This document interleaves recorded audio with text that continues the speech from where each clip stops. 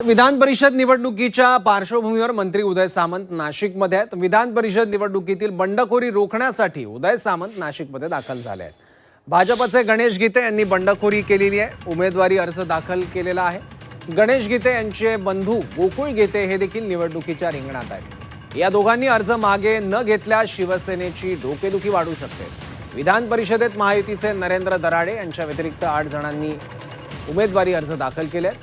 उद्या माघारीचा शेवटचा दिवस असल्याने उदय सामंत यांच्या नाशिक दौऱ्याला विशेष महत्त्व आहे। उदय सामंत गणेश गीते आणि गोकुळ गीते यांची भेट घेत काही चर्चा करतात का, याकडे सगळ्यांचं लक्ष आहे।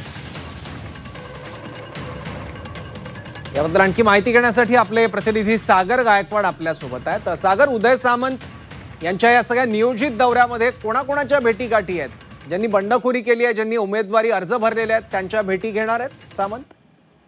नक्कीच खरं तर विधान परिषदेच्या निवडणुकीनंतर फॉर्म भरण्याला मिळण्याच्या आधी नाशिकची जागा शिवसेनेला मिळाल्यानंतर खरं तर नरेंद्र दराडे यांनी फॉर्म भरलाय। मात्र भाजपच्या काही पदाधिकाऱ्यांनी देखील यामध्ये फॉर्म भरलेला आहे। त्यामुळे ही जी निवडणूक आहे ही बिनविरोध हो यासाठी प्रयत्न केले जात आहेत। कारण गिरीश महाजन यांचे निकटवर्णीय असलेले गणेश गीते यांनी देखील उमेदवारी अर्ज दाखल केलेला आहे। त्याचबरोबर त्यांचे बंधू गोकुळ गीते यांनी देखील ह्या इलेक्शनमध्ये फॉर्म भरलेला आहे। यामुळे यांची ज्या पद्धतीने यांची भेट घेऊन यांना माघारी घेण्याचा प्रयत्न केला जाता का हे देखील पाहणं महत्त्वाचं ठरणार आहे।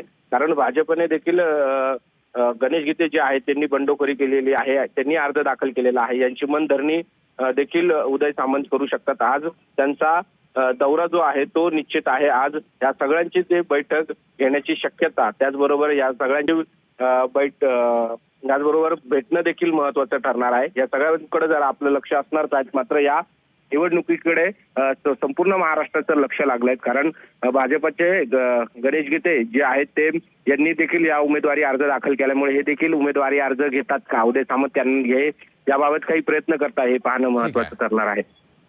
ठीक आहे, धन्यवाद या सगळ्या माहितीबद्दल सागर।